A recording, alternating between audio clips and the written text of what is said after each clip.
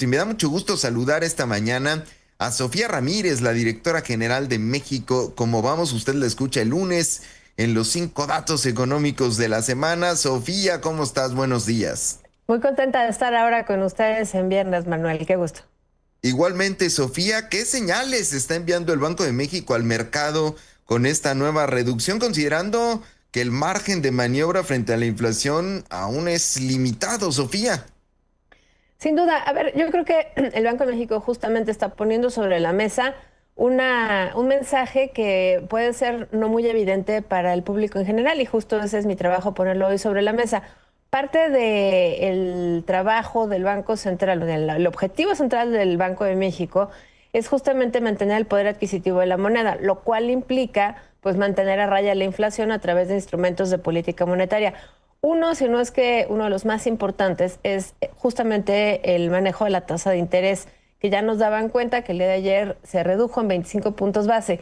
Eso tiene, por supuesto, el efecto positivo, digamos, que abarata el acceso al crédito. Acuérdense que la tasa de interés del banco es la tasa más baja, porque es la tasa de préstamo a un día entre el sistema bancario de un banco a otro, pero a partir de esa tasa pues se van calculando todo el resto de las tasas, incluyendo, por supuesto, los créditos hipotecarios, los créditos al financiamiento, los créditos automotrices, los créditos al consumo y demás.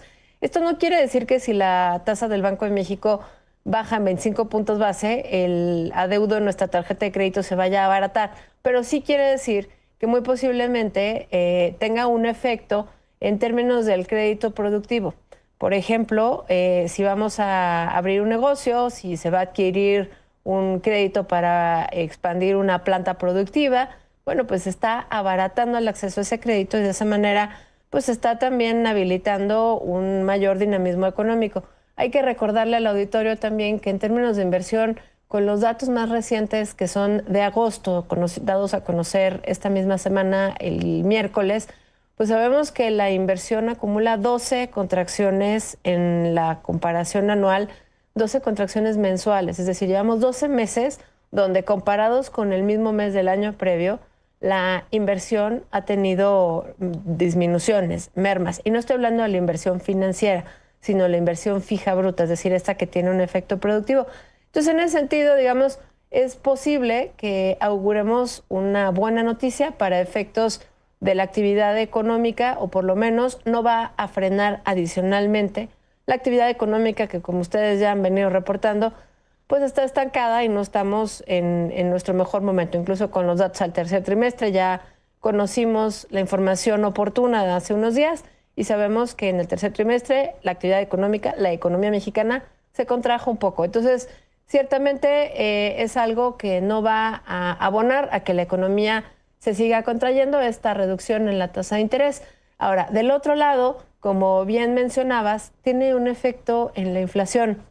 Y de ese lado, pues el Banco de México lo que hace es que analiza cuál va a ser la trayectoria de la inflación, tanto en el corto como en el mediano plazo. Tiene un horizonte de prospectiva de 8 trimestres, estamos hablando de 2 años, y aquí hubo resultados muy interesantes. Por un lado, en la inflación que el banco espera en el cuarto trimestre, al cierre del año, hubo una ligera disminución en la expectativa de cuánto va a ser la inflación. Por ejemplo, se ajustó de 3.6% a 3.5%. Insisto, esto para el cuarto trimestre. Sin embargo, para el próximo año, para el primer trimestre del próximo año, sí se revisó un poquito al alza, de 3.4 a 3.5%.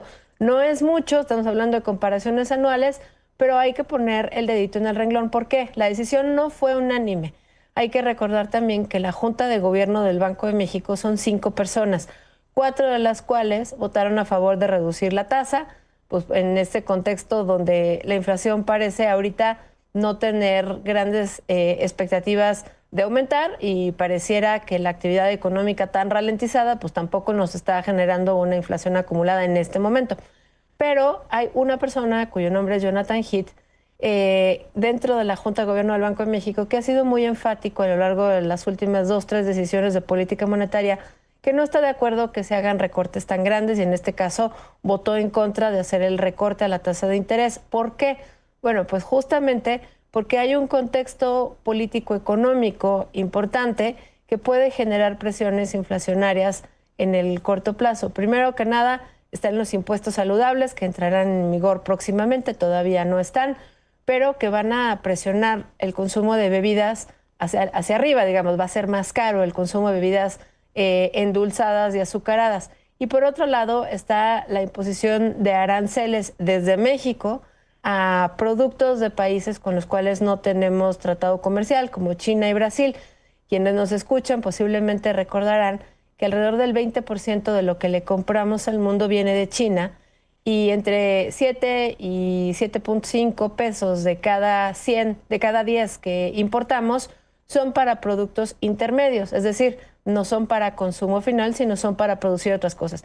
Estos dos elementos, el amplio consumo de bebidas endulzadas y por otro lado la gran importación de bienes intermedios para producción nacional de países con los cuales no tenemos tratado comercial, pues genera dos presiones a la alza en términos de la expectativa de inflación. Entonces, en ese sentido, el subgobernador Jonathan Heath ha venido poniendo pues esta banderita roja, decir no reduzcamos tan rápido la tasa de interés, porque lo que puede pasar es que en una de esas pues nos brinca nuevamente la inflación. Entonces, esa es un poco la lectura que tenemos. Sin embargo, pues la expectativa también es, y con esto cierro, Manuel, que el Banco Central de Estados Unidos, la Reserva Federal, haga próximamente en su última decisión de política monetaria en diciembre un recorte de 25 puntos base, y me dirás, oye, pues estamos hablando del Banco de México. Sí, pero el Banco de México, digamos, toma la decisión unos días después y también le está dando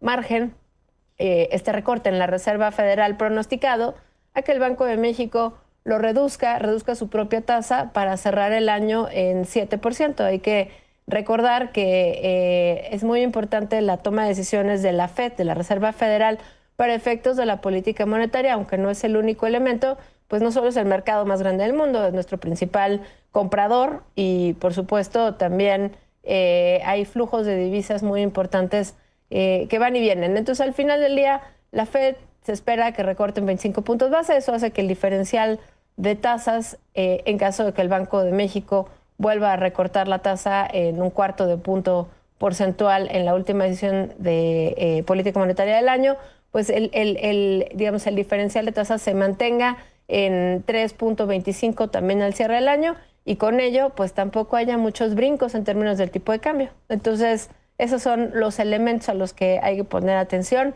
respecto a la decisión de política monetaria, porque pues sí tienen una consecuencia directa en la actividad económica de todos los que vivimos de este lado de la frontera. Sin duda, Sofía, y veremos pues también qué pasa, como bien dices, del otro lado en cuanto a las decisiones alocadas del presidente Donald Trump, porque son un factor que presiona tanto a su propia Reserva Federal, a veces de manera muy estruendosa, como pues a nosotros, a nuestro país, con evidentemente las decisiones que toma el Banco de México. Veremos cuando se dé a conocer la minuta de la reunión cuáles son los argumentos de Jonathan Heath, aunque bueno, no se les identifica por nombre en las minutas. Veremos el consejero pues que está en contra, qué es lo que dice, cuáles son los planteamientos y los argumentos. Qué bueno que llamas la atención sobre este tema, Sofía, porque también envía una señal el hecho de que no sea por unanimidad. Sin duda, me parece que el trabajo de los subgobernadores y de la gobernadora es también poner estos argumentos de debate sobre la mesa, y como bien refieres, en la minuta que conoceremos los próximos días podremos identificar pues un poco por propensión y presencia mediática quién dijo qué cosa. Por lo pronto, como bien refieres, Jonathan Heath ha sido muy vocal respecto al tema de ser cuidadosos en no disminuir la tasa de interés demasiado rápido. No vaya a ser que las expectativas de inflación pues se nos vayan a descuadrar en un contexto donde hay mucha volatilidad por elementos que poco tienen que ver con los mercados y más pues con la política económica, la política comercial. Pues Sofía Ramírez, te agradezco mucho como siempre tu presencia en este espacio. Te mando un abrazo. Un abrazo, hasta luego.